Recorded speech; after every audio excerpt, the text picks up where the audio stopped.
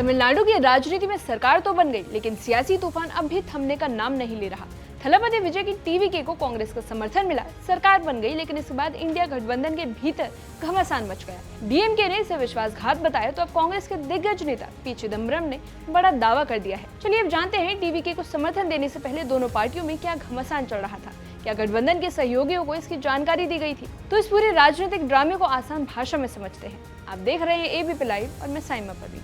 तमिलनाडु चुनाव के दौरान टीवीके को समर्थन देने के बाद डीएमके की नाराजगी खुलकर सामने आ गई है। पार्टी के नेताओं ने कांग्रेस पर गंभीर आरोप लगा दिए हैं और डीएमके की युवा इकाई ने प्रस्ताव पारित कर कांग्रेस के कदम को विश्वासघात बताया। उनका कहना था कि गठबंधन को वोट देने वाले लोगों की भावनाओं के साथ खिलवाड़ किया गया है। वहीं डीएमके नेताओं का तर्क था कि जनता ने गठबंधन पर भरोसा करके उनको वोट दिया, लेकिन चुनाव के बाद कांग्रेस ने बिल्कुल अलग राजनीतिक रास्ता चुन लिया। और इसी विवाद के बीच कांग्रेस के वरिष्ठ नेता पी चिदम्बरम सामने आ गए हैं और उन्होंने पूरे मामले पर बड़ा खुलासा किया।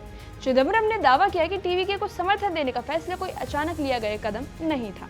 उनके अनुसार कांग्रेस ने पहले ही डीएमके समेत अपने अन्य सहयोगी दलों को इस फैसले की जानकारी दे दी थी।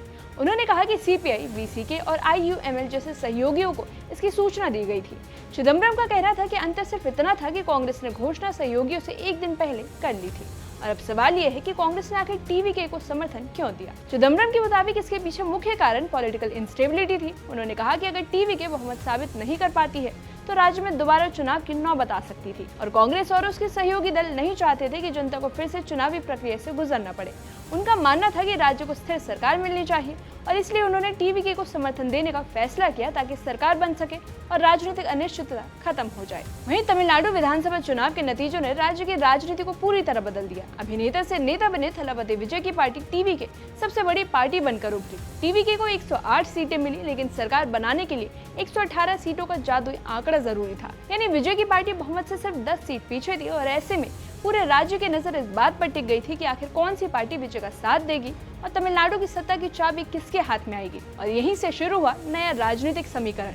चुनाव में डीएमके और कांग्रेस एक साथ लड़ी थी, इसलिए सभी को उम्मीद थी कि कांग्रेस अपने पुराने सहयोगी यानी डीएमके के साथ खड़ी रहेगी। लेकिन राजनीतिक तस्वीर अचानक बदल गई।